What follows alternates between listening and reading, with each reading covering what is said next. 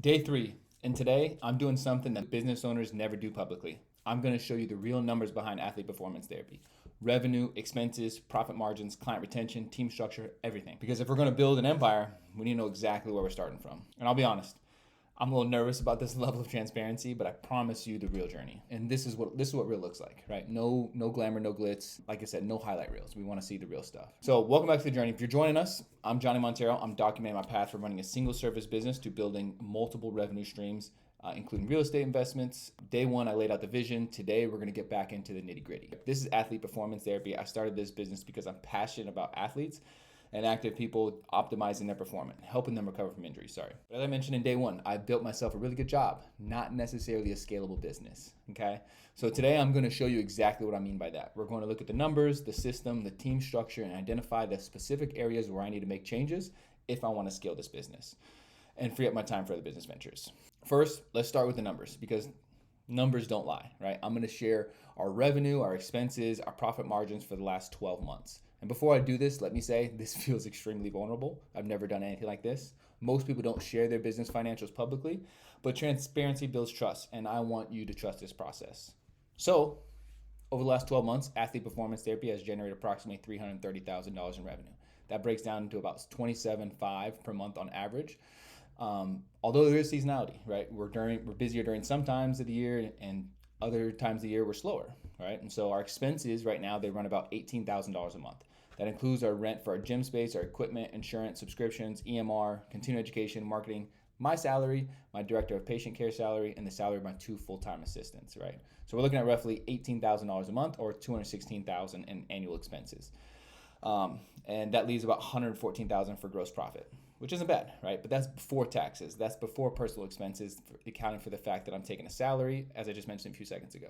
I also take distributions of whatever profit is left over after personal expenses like car payment, phone, gas, internet, literally everything that is in the slightest way related to my business, I run it through my business, right? So that way we can save on taxes. So as a business owner, we get to pay our things and our expenses before we get taxed, and we count them as expenses, not income. And so we're not taxed on them.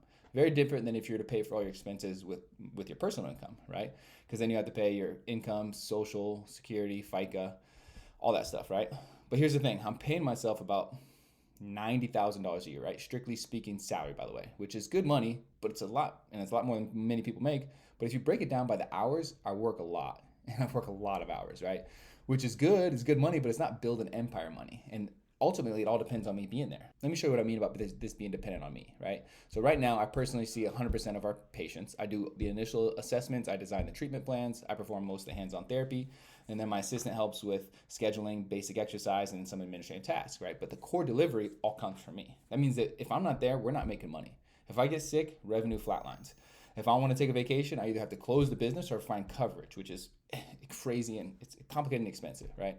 So from a business model perspective, this is what we call personal service business, right? It's not a bad business model, but it's not scalable. To scale this, I need to move from being the person who delivers the service to being the person who manages the system and people who deliver the service, right? This means hiring additional therapists, creating standardized protocols, building systems for client management, and developing processes that ensure quality even when I'm not directly there. Like I don't have to physically be there, right? So let's talk about systems because this is where things get interesting, right? We actually have some good systems in place, but we also have some major gaps, right? So we use a practice management software for scheduling and client records. That's working well. We have standardized intake forms and assessment protocols. We have a basic marketing system that generates leads through referrals and some online presence. But here's what we don't have. We don't have a standardized treatment protocols that other therapists could follow. We don't have a training system for new team members. We have some SOPs in place, but we don't have clear standard operating procedures for most of our processes. And we don't have financial systems that give me real-time visibility into our performance. Like I'm talking KPIs, like the granular numbers that really make a business grow and scale. Like we need to start looking at those numbers a lot more closely, right? Just being transparent. Like in other words, we have the systems to run the day-to-day business, but we don't have the systems to scale the business or run it without me being there, right?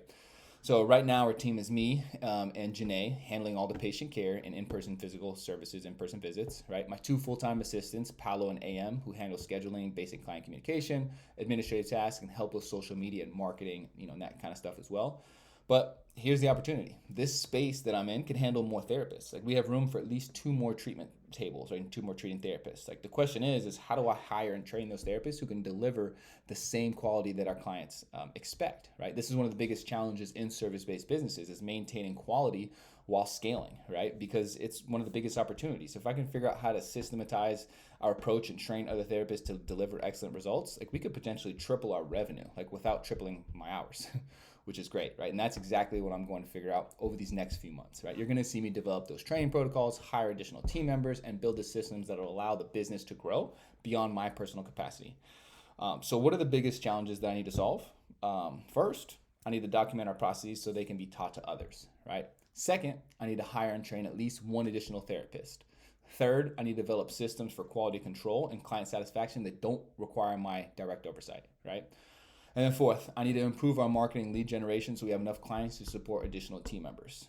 Fifth, I need to build financial systems that give me better visibility into our performance and profitability, right?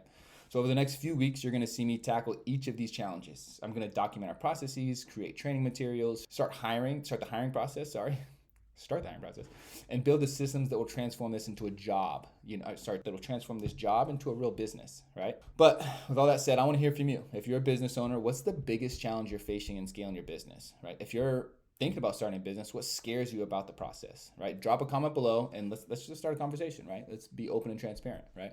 And if you're following along on this journey, make sure you're subscribed with notifications on because day 5 is going to be completely different, right? We're shifting from business analysis to real estate strategy, right? I'm going to share my investment criteria, show you the markets I'm researching, how you might even look at some actual properties. But here's what I want you to remember from today, right? Every successful business started with an honest assessment of where things stand, right? You can't improve what you don't measure, and you can't scale what you don't systematize, right?